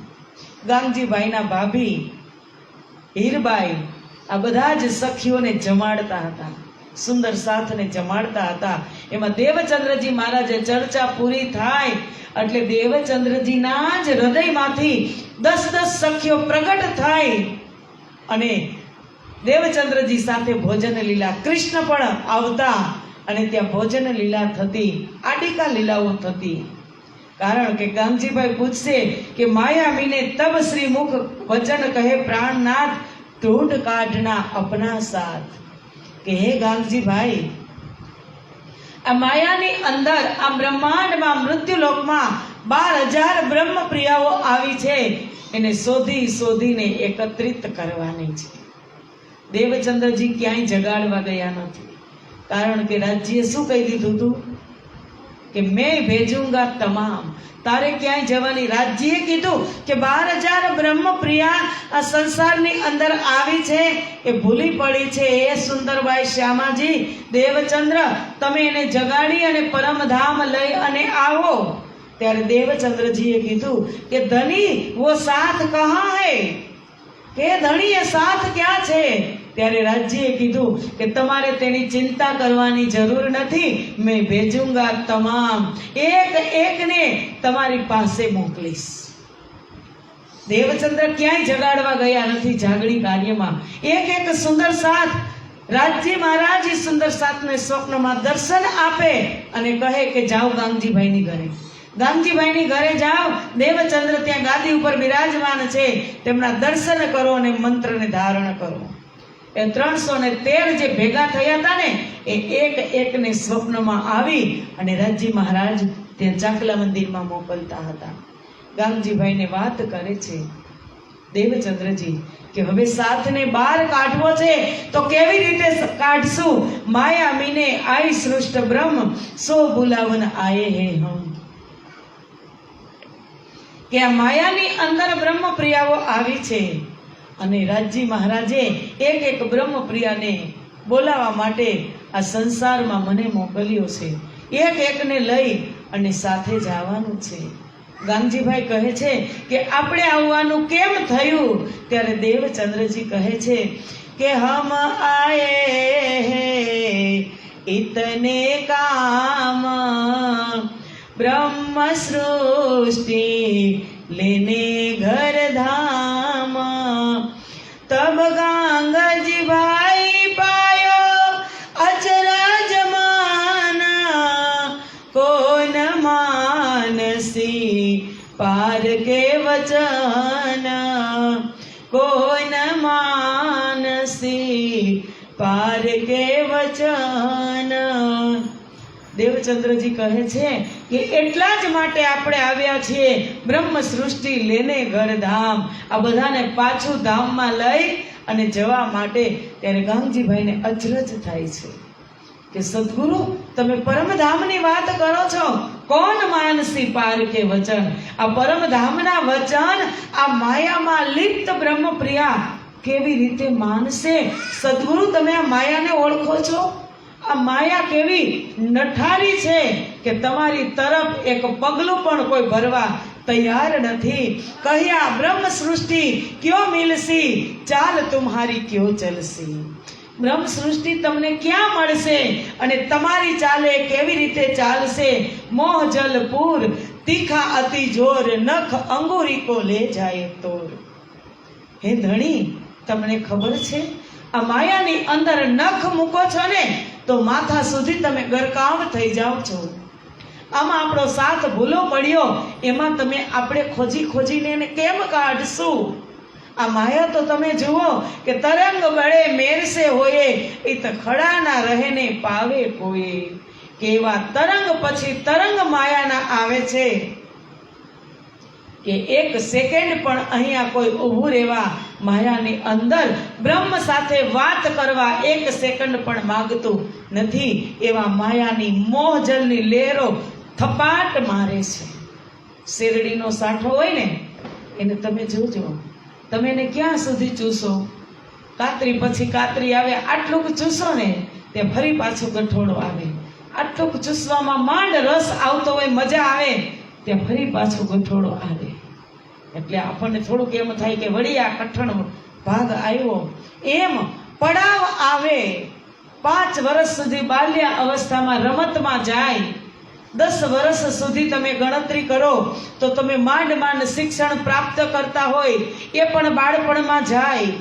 15 વર્ષ સુધી યુવાની, મૂછનો દોરો ફૂટે એટલે ભણવાની ઉપાધિ, 15 થી પાર કરો એટલે જોબની ઉપાધિ, 20 ને પાર કરો એટલે શાદીની ઉપાધિ. એમ ગઠોડા પછી ગઠોડા આવ્યા જ રાખે. એવી આ માયા છે. રસ ભેગો તમે કરો એમ થાય કે માંડ મજા આવી છે, ત્યાં કાંઈક ને કાંઈક ઊભું જ હોય. આ પડાવમાં જ્યાં પોઈન્ટ આવે ને ત્યાં જ આ પડાવ આવે ને ત્યારે જ તમને કાંઈક ને કાંઈક આફત આવી જ હશે. બધાને માનીને તમને આ બધી વાત બધાની સરખી જ છે, આવે જ. કારણ કે પ્રાણનાથજીએ વાણીમાં લખ્યું એ સનાતન સત્ય જ હોય. એને કીધું કે તરંગ બળે મેરસે હોય ઈત ખડા ના રહેને પાવે કોઈ. કે અહીંયા તમે અહીંયા ચર્ચા કરો છો ચાકડા મંદિરમાં, અહીંયા 1 મિનિટ કોઈ નહીં ઉભા રહે. અહીંયા તો એવા માયાના તરંગ આવશે કે કોઈ એક વાર પણ આવશે નહીં. લહેર પર લહેરે મારે ઘેર માહે દેત ભમરિયા ફેર. કેવી લહેર આવશે તમે જોજો. દરિયાકાંઠે મોટા મોટા મોજા આવે, એવી જોવાની મજા આવે. કાંઠે બેસીને એવા મોટા મોટા મોજા આવે કે આ તો હમણાં કાંઠે આ મોજું તો પહોંચી જ જશે, પણ ત્યાં ન પહોંચી શકે. કારણ કે લહેર છે ને એ કિનારાને પ્રેમ કરે છે. લહેર, દરિયાની લહેર એ કિનારાને અદ્ભુત પ્રેમ કરે કે હું પહોંચી જ જઈશ. પણ લહેર એ કિનારાને કાંઠે આવતા આવતા લહેરને પણ ફીણ આવી જાય. આવી જાય છે કે નથી આવી જતા?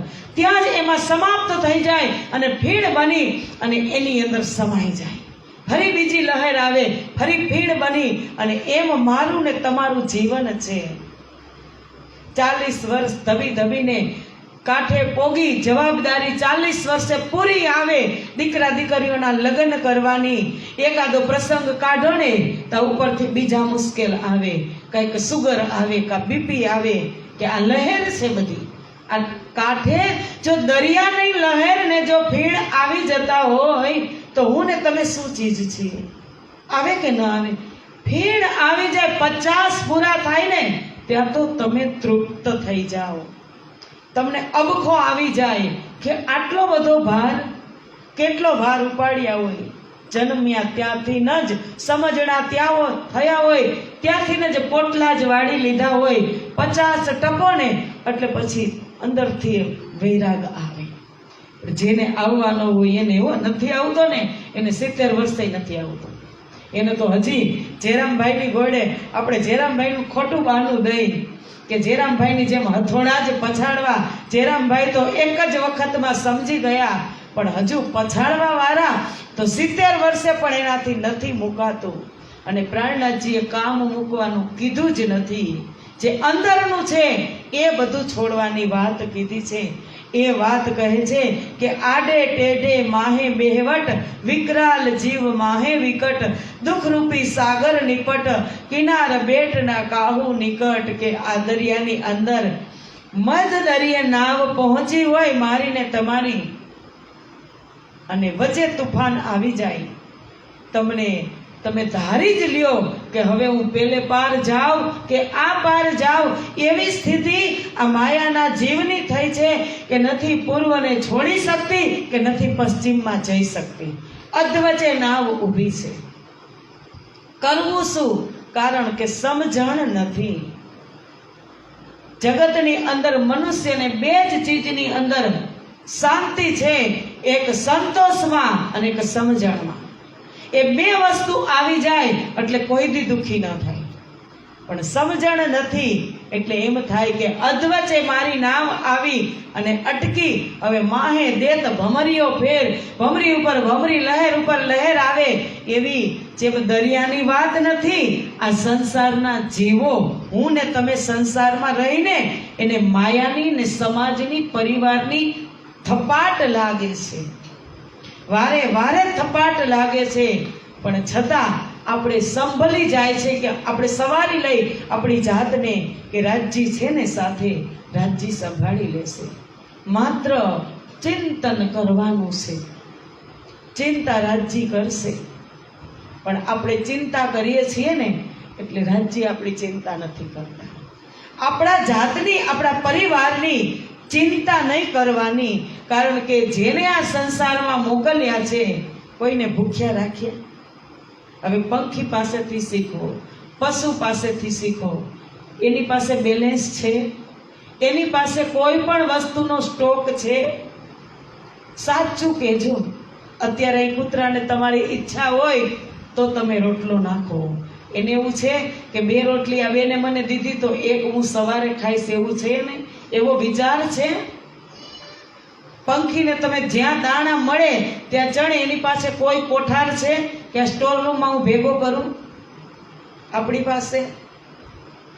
સાચું કહેજો, આપણી પાસે કેટલું છે?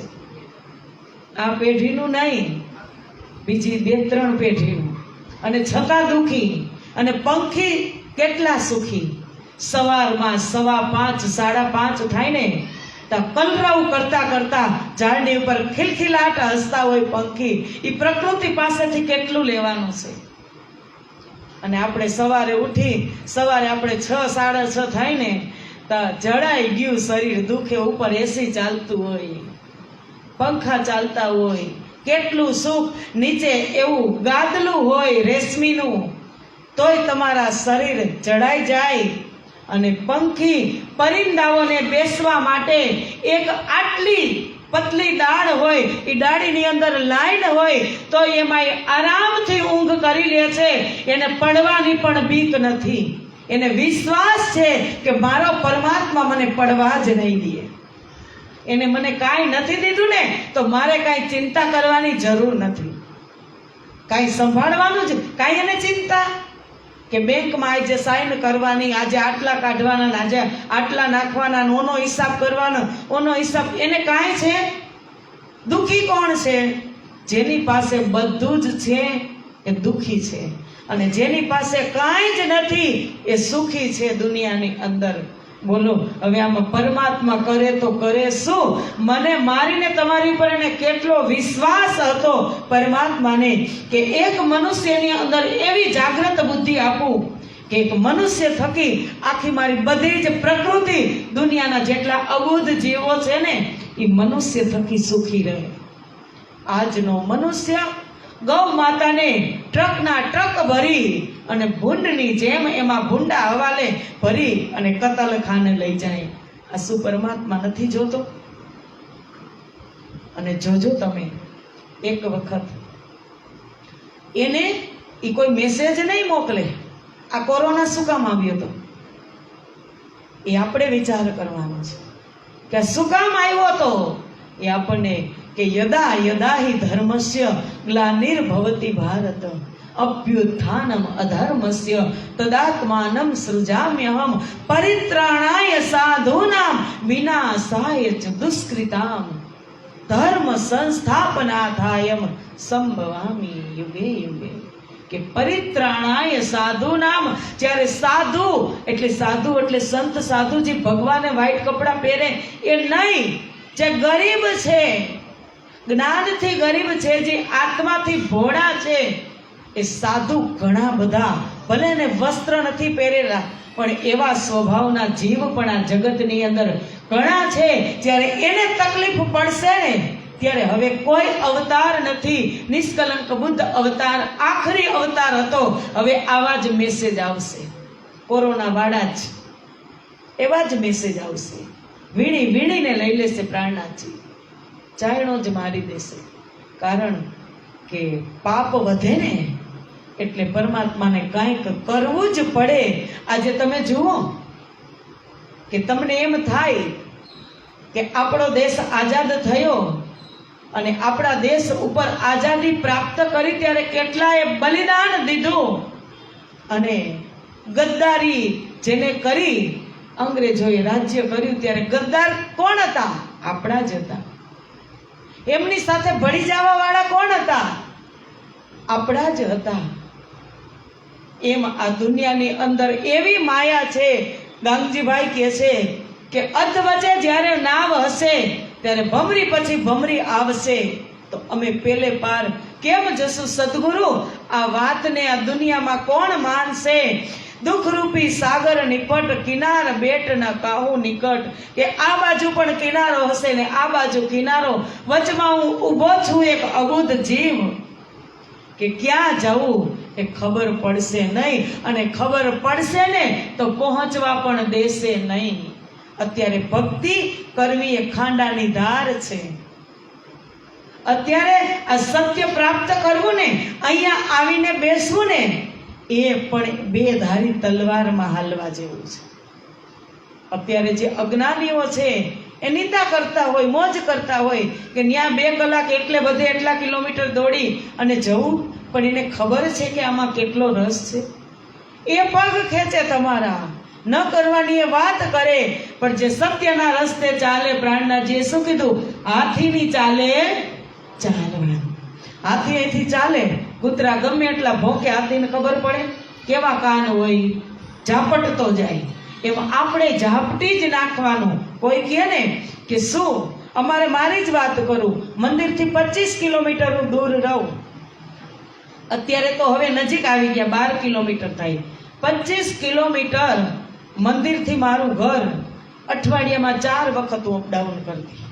1 કલાક જવાની, 1 કલાક આવવાની, 3 કલાક મંદિરની, 5 કલાક જાય. હવે હું ઘરેથી 2 વાગે નીકળું ને એટલે પાડોશના હોય, દુનિયાવાળા હોય તો બધું જ કહે એમ કે બેન 2 વાગે મંદિર ખુલ્લા હોય, તો બેન થોડા ફ્લાઇટમાં જવાના હતા, 2 વાગે પહોંચી જાય. એનો ખબર હોય કે પહોંચતા 3 વાગે સેવા ચાલુ થાય, 3:30 મંદિર ખુલે. એનો ખબર હોય, પણ એ વાત કરવી ને એટલે સેકન્ડ થાય દુનિયાવાળાને. એવી આ માયા છે. કોઈને જે ચમકતો હોય એને ચમકવા ન દે, જે ચાલતો હોય ને એના પગ પકડે. એવી આ માયા છે. અને જે ન ચાલતો હોય, અબુધ જીવ છે, બાળક, ત્યારે એને આંગળી પકડીને ચલવે. બાળક છે એને માં અને પરિવાર આંગળી પકડીને ચલવે. અને જ્યારે એ સમાજની અંદર ઉન્નતિ કરે, પ્રગતિ કરે, ચાલતો થાય, ત્યારે એ જ સમાજ અને એ જ પરિવાર એને પગ ખેંચીને પછાડે. છે કે નથી? આ સત્ય છે કે નથી? એ જ આ સનાતન સત્ય છે. એ જ આ માયા. એટલે જ પ્રાણનાથજીએ પહેલા જ પ્રકરણની અંદર મૂકી દીધું કે એ માયા છે અતિ બલવંતી, ઉપની છે મૂલધન થકી, મુનિ જનને મનાવ્યા, શિવ બ્રહ્માદિક નવલહે પાર. ગાંગજીભાઈ દેવચંદ્રજીને સામે સમજાવે છે કે જાગણીનું કાર્ય તો કરવું છે, બ્રહ્મપ્રિયાઓને જગાડવી છે, પણ આ માયામાં આપણે કેમ કરશું? ત્યારે કહે છે ઊંચા નીચા ગહેરા ગિરદવાય, કઠન સમયા ઇત પહોંચ્યા આયે, હાથના સૂજે શિરના પાયે, ઇન અંધેરી સે નિકસ્યો ન કેમ જાય. કે આમાં તો ઊંચું જોવો તોય માયા, નીચું જોવો તોય માયા. એવો કઠણ પહોરો છે કે આમાં એક શબ્દ પણ સત્યતા નથી. કારણ કે કલિયુગ કેને કહેવાય? 1 લીટર દૂધમાં 1 લીટર પાણી, એને જ કલિયુગ કહેવાય. સતયુગની અંદર હજારો વર્ષ મનુષ્યનું આયુષ્ય હતું. ત્રેતાયુગની અંદર યુગ એટલે એક સમયનો પ્રવાહ. સમય એ જ છે, પણ નામ એની પાસે યુગ કેમ પડ્યું? કે જેટલી જેટલી સત્યતા રહીને સતયુગની અંદર મનુષ્યમાં પૂરેપૂરી 100% સત્યતા હતું કે સાચું જ બોલતો, ક્યારેય જૂઠ ના બોલતો. અને ત્રેતાયુગ આવ્યો તો 25% જૂઠ અને 75% સત્ય. દ્વાપર ત્રેતા એટલે ત્રીજો ભાગ નીકળી ગયો, એક ભાગ જૂઠ થયું. દ્વા એટલે અડધો. દ્વાપર યુગની અંદર અડધું સત્ય અને અડધું અસત્ય. દ્વાપર યુગમાં યુધિષ્ઠિર બોલી ગયા ને કે નરો વા કુંજરો વા, અશ્વત્થામા હતા નરો વા કુંજરો વા. એના ગુરુ સામે ખોટું બોલ્યા કે ન બોલ્યા? દ્રોણ ગુરુ કે જેણે ધનુર્વિદ્યા પાંડવોને શીખવાડી અને સર્વશ્રેષ્ઠ બનાવ્યા ગુરુ દ્રોણે, પણ જ્યારે અશ્વત્થામાનું મૃત્યુ થયું ને ત્યારે ગુરુ દ્રોણ કહે છે કે બધાય જૂઠ બોલશે આ દ્વાપર યુગની અંદર, પણ ધર્મ રાજા જૂઠ નહીં બોલે. હું યુધિષ્ઠિરને પૂછી જાઉં, કારણ કે એને કોઈ દિવસ જૂઠ અત્યાર સુધી બોલ્યું જ નથી. એટલે યુધિષ્ઠિર કહે સાચું કે હે યુધિષ્ઠિર સાચું બોલ, અશ્વત્થામા હણાયો? ત્યારે યુધિષ્ઠિરે શું કીધું કે હા ગુરુજી, અશ્વત્થામા અતઃ નરો વા કુંજરો વા. કારણ કે એક અશ્વત્થામા નર એટલે દ્રોણનો દીકરો અશ્વત્થામા, અને બીજો અશ્વત્થામા ભીમના હાથીનું નામ અશ્વત્થામા હતું, હાથીનું નામ. એટલે એ રીતે ખોટું બોલ્યા, સત્ય પણ નહીં અને જૂઠ પણ નહીં. અશ્વત્થામા હણાયો છે ગુરુજી, પણ હાથી હણાયો છે કે નર હણાયો છે એ મને ખબર નથી. અડધો દ્વાપર યુગમાં અડધું, અને કલિયુગની અંદર તો પૂરેપૂરું મિક્સ. 1 લીટર દૂધમાં 1 લીટર સત્ય જ નહીં, બિલકુલ. જેવું તમે મારી સામે વર્તન કરો એવું હું તમારી સામે વર્તન કરું. જેવું લ્યો એવું દ્યો. એવું જ પિતા પુત્રનો આ સંબંધ, દીકરી માતા દીકરીનો આ જ સંબંધ. ભલે સર્વશ્રેષ્ઠ ઉચ્ચ સંબંધ હોય માં અને દીકરાનો, પણ સમય એવો, કલિયુગ એવો કે જેવું તમે દ્યો એવું જ લ્યો. કોઈ કોઈનું નથી આ જગતની અંદર. એવો આ કઠણ પોરો છે. એટલે ગાંધીભાઈ કહે છે કે કઠણ સમયા એ તો પહોંચા આયે, હાથના સૂજે શિરના પાયે, એ અંધેરી સે નિકસ્યો ન જાય. કે અહીંયા આ હાથ અહીંયા સામે જ હોય, પણ એટલું અજ્ઞાન રૂપી અંધારું તિમિર છવાઈ ગયું છે કે હાથ પણ દેખાતો નથી. ગુરુજી, સદગુરુ મહારાજ, તો આપણે શું કરશું? ચડિયો માયા કો જોર અમલ, ભૂલ્યા આપ માહે ઘર છલ, ના સુધ ધની ના મૂલ અકલ, ઈન મોહ જલ કો એસો બલ. કે માયાનો એટલો નશો ચડી ગયો છે. આગળ તમે જુઓ તો એવા ધનિક લોકો છે જે સંસ્કારી છે. આ સમયની અંદર એવું નથી કે બધા સંસ્કાર વગરના છે. જેની પાસે ધર્મ છે એને તો ધર્મ કેને કહેવાય?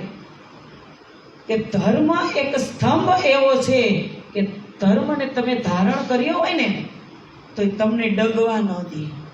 જેવી રીતે તમે આપણે ઘંટુલામાં બધાએ ચણા ભેળા છે, બધાએ ચણાની દાળ કરી છે, તો તમે વારે વારે ચણા એમાં ઓળતા હોય તો અમુક ચણા આખા રહી જાય. એ આખા ક્યાં રહી જાય? જે કીલ પાસે હોય ને, ઓડવા પાસે, એ ચણા આખા રહી જાય અને દૂર ભાગે એની દાળ થઈ જાય. એવી રીતે ધર્મ છે એક સ્તંભ છે, એ કીલ જેવો છે, ઘંટુલાના કીલ જેવો, કે પરમાત્માના ચરણને તમે પકડી રાખશો તો તમે પીસાશો નહીં, અને પરમાત્માના ચરણને તમે છોડી દેશો તો જેમાં અનાજનો લોટ થઈ જાય એમાં સંસાર ને પરિવાર તમારી દાળ ને લોટ કરી જ નાખશે. પણ આખા રહેશો કે જે કીલને પકડીને રહેશે એ ધાન આખું રહેશે. એમાં પરમાત્માના ચરણને પકડીને રહેશું તો આપણે સલામત રહેશું. એટલે કહે છે કે ના શુદ્ધ ધની ના મૂલ અકલ, ઇન મોહ જલ કો એસો બલ, વચન બેહદ કે પાર સો ક્યો માને હદ કો સંસાર. કે આ વચન ક્યાંના છે સતગુરુ? તમે જે વાત કરી અખંડ વ્રજ અખંડ રાસ પરમધામની, આ વચન હદ બેહદ પારના છે, અને આ દુનિયા તો બધું હદનો સંસાર છે. આ વાત કોણ માનશે? તમે એમ 25 પક્ષની વાત કરશો તો 25 ઓલાને નાઈને પચાવી શકે? આ વાત કોણ માનશે? ત્યારે સદગુરુ કહે છે, ત્રિગુણ મહાવિષ્ણુ મોહ અહંકાર એ હદ શાસ્ત્રો કરી પુકાર, બ્રહ્મ સૃષ્ટિ ભી ધરે મોહ કે આકાર, સો ઈત આવસી કોન પ્રકાર. કે આમાં ત્રિગુણ આ સંસારની અંદર આવ્યા, મોહ અને અહંકારની અંદર જ આવ્યા, એ હદ શાસ્ત્રો કરી પુકાર. કે અત્યાર સુધી ત્રિગુણોએ પણ હદના શાસ્ત્રો, જે આ શાસ્ત્રો પુરાણો છે, વેદો છે, એનાથી બધાને સમજાવ્યા ત્રિગુણે. પણ શું કીધું? બ્રહ્મ સૃષ્ટિ વિધરે મોહ કે આકાર. આ સંસારમાં, આ ત્રિગુણાત્મક સંસારની અંદર બ્રહ્મપ્રિયા પણ મોહના આકાર ધારણ કરશે, મારા ને તમારા જેવું તન ધારણ કરશે, તો ઈત આવસી કોન પ્રકાર. આ બ્રહ્મ સૃષ્ટિ કેવી રીતે મળશે? બધું ત્રિગુણાત્મકની અંદર ભેળવાઈ ગયું. ભેળવાનું છે કે નથી? બધા જ એની અંદર તમે પૂછશો ને એટલે બધા જ એમ કહેશે કે અરે દેવોના દેવ મહાદેવ, બધા જ દેવથી મોટા મહાદેવ છે જ. 100%ની વાત છે. એની જગ્યા પર એ દેવોના દેવ મહાદેવ 100%ની વાત છે. પણ સંવિધાન કંઈક અલગ છે. એના પછી એ બધાનો ઉદ્ધાર કરવા માટે પૂર્ણ બ્રહ્મ પરમાત્મા આવ્યા. આજે સંવિધાન એનું છે, આજે યુગ એનો છે, મહાદેવનો પણ યુગ છે, એનો કોઈ વિરોધ નથી. પણ તારતમ લીધા પછી મને ને તમને ખબર પડવી જોઈએ કે આ મોતી છે, આ હીરો છે અને આ કંકર છે. પડવી જોઈએ કે ન પડવી જોઈએ? તારતમ લીધા પછી પારખી નજર મારીને તમારી થઈ જાય કે ભાઈ આ કંકર છે, આ મોતી છે અને આ હીરો છે. બધા જ પોતપોતાની જગ્યાએ નદીની અંદર કંકર જ સારા લાગે, ત્યાં હીરા સારા લાગે? એ નદીને ધારણ કરવા વાળા કંકર જ હોય. અને માળાને ધારણ કરે જે એક ધાગો છે, પ્રેમરૂપી ધાગો, એ બધા મોતીને ધારણ કરે અને એક પણને અલગ થવા દેતો નથી. અને પછી છે હીરો, કે જે અંધારાની અંદર પણ ચમકે. આપણે ભજન ગાય છે કે તારતમ આવ્યા પછી અંધારું ન હોય, એવા ગુરુ ગોતીલ્યો. તારતમ આવ્યા પછી અંધારા ઉલેચાઈ જાય. એટલે કહે છે કે તબ શ્રી ધનજીએ કહે વચન, એ બહેર દ્રષ્ટ હોશી રોશન, એ બંધે જ કિયો અતિ જોર, રાત મેટ કે કરસી ભોર. એ ગામજીભાઈ, તમે ચિંતા નહીં કરતા, પરમાત્માએ બધો જ બંદોબસ્ત કરી દીધો છે કે આ બહારની દ્રષ્ટિથી બધા જોવા વાળા છે. આપણે અંદરની દ્રષ્ટિથી ઓળખાણ કરાવવાની છે કે પ્રત્યક્ષ પ્રમાણ દેશી ધણી દર્શન એ લીલા ચિત ધરસી જીન. કે અહીંયા હવે ચાકડા મંદિરની અંદર આડિકા લીલા થશે. દુનિયાના જીવોને શું હોય? જ્યાં ચમત્કાર હોય ત્યાં નમસ્કાર કરે. વિશ્વાસ અપાવવા માટે હવે હું અહીં આડિકા લીલા કરીશ. અને એ આડિકા લીલાથી બધા જ સુંદર સાથને વિશ્વાસ આવી જશે કે જેવું એ કહેશે એવી જ લીલા થશે. અને એ જ સમયની અંદર આડિકા લીલાઓ થતી. જ્યારે દેવચંદ્રજી જમવા આવતા ને ત્યારે હીરબાઈને અંદર અહંકાર આવી ગયો. 10 સખીને લઈ અને દરરોજ 3 વખત ભોજન કરવા આવતા. ત્યારે હીરબાઈએ એક વખત આંગળીમાં પાટો બાંધ્યો હતો. ત્યારે કૃષ્ણએ કીધું કે હીરબાઈ, તમારા હાથમાં શું થયું? ત્યારે એને કીધું કે તમારા જેવા પતિ હોય અને બધાય ઠામય તૂટી ગયા છે, બધાય વાસણય, મને અહીંયા કડાઈ લાગી છે. ત્યારે કૃષ્ણ પરમાત્માએ આડિકા લીલા કરી સોનાની કડાઈ હીરબાઈને હાથમાં દીધી કે એક દિન કંચન કી કસેડી સયન કો દેત. સોનાની કસેડી હાથમાં દીધી. અને માખણ ચોરીની લીલા કે દધી મંથન થતું હોય એ બધા સુંદર સાથને અવાજ આવતો. જમનાજીમાં ઝીલણા કરતા તો દેવચંદ્રજીએ આંગળી ચીંધી અને દિવાલમાંથી જમનાજી પ્રગટ કરી અને બધા સુંદર સાથને ઝીલણા કરાવ્યા. હવે ચમત્કાર થાય પછી માને કે ન માને? આપણે આ સંસારમાં ઘણા બધા ચમત્કારિક એવા તાંત્રિક પાસે જતા હોય અને એની ઈચ્છા પ્રમાણે અઠે ગઠે થઈ ગયું હોય તો પછી ત્યાં જ જાય કે ન જાય? એના માટે સર્વસ્વ. પણ આ અઠે ગઠે નથી. આ વિશ્વાસ આપવા પછી બધી આડિકા લીલા બંધ થઈ જશે. પછી નહીં થાય. જ્યાં સુધી સાથ ભેળો કરવો તો ત્યાં સુધી સુંદર સાથની સામે સદગુરુ ધણી શ્રી દેવચંદ્રજીએ આડિકા લીલા કરી અને એ આડિકા લીલાનું જાગણી લીલાની અંદર બહુ જ મહત્વ રહ્યું. શું કામ કે નહીતર તો વ્રજ અને રાસની લીલા દેવચંદ્રજી મહારાજ કરે. હવે અહીંયા કોઈને ખબર ન હોય ને હું એમ કહું કે વ્રજમાં આપણે હતા ને રાસમાં આપણે હતા તો એ માને કે કેવું રજ હશે ને કેવો રાસ હશે ને કેવી રીતે માને? પણ એ બતાવતા હતા દિવાલમાં ચિત્ર. દેવચંદ્રજી આંગળી ચીંધે ને તો ત્યાં રાસ પ્રગટ થતો હતો. આંગળી ચીંધે તો જમણાજીમાં ઝીલણા પણ થતા હતા. એવી આડિકા લીલાથી સાથ ત્યાં બંધાય અને રહ્યો એ 313 આત્મા. અને હવે આગળ દેવચંદ્રજી લીલબાઈનો પણ પ્રસંગ આની અંદર સંક્ષિપ્તમાં છે કે અચરા પકડ પીવું દેખલાવસી એ વિશિષ્ટ શ્રવણ કરશું આપણે આવતીકાલે. આજે અહીં સમય પૂરો થઈ ગયો છે અને ઘણી બધી ચોપાઈઓ છે હજુ અને દિવસ આપણી પાસે 4 છે. તો કદાચ 2 દિવસ પ્રગટવાણી ચાલે તો 2 દિવસ માટે આપણે જાગણીનું પ્રકરણ લઈ લેશું કે આખી વાણીની અંદર શિર મોર છે. કલશ ગ્રંથમાં જાગણીનું પ્રકરણ. તો અહીંયા જ પૂરું કરી અને વાણીને વિરામ આપીએ. બોલો શ્રી પ્રાણનાથ પ્યારે કી. એ બંધે જગિયો અતિ જોર,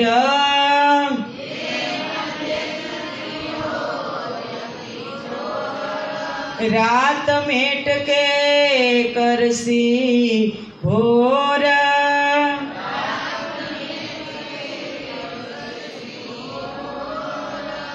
પ્રત્યક્ષ પ્રમાણ દેશી દર્શન,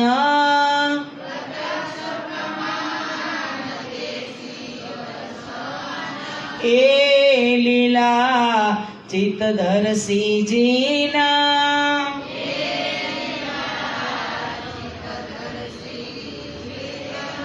એ લીલા ચિત્તધરસીજીના.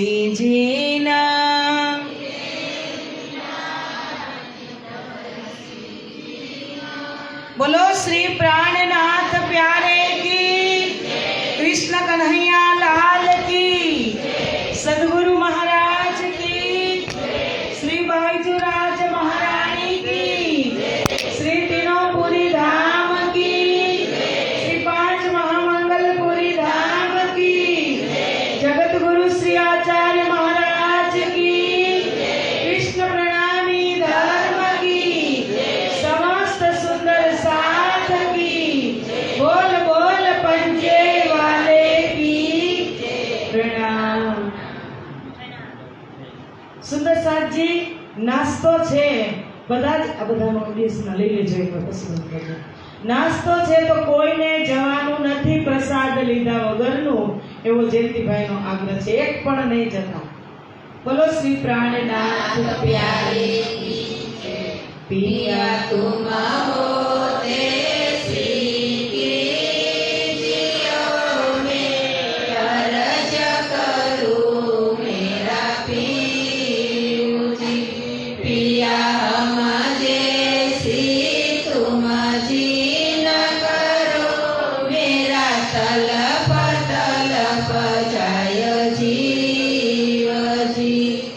जी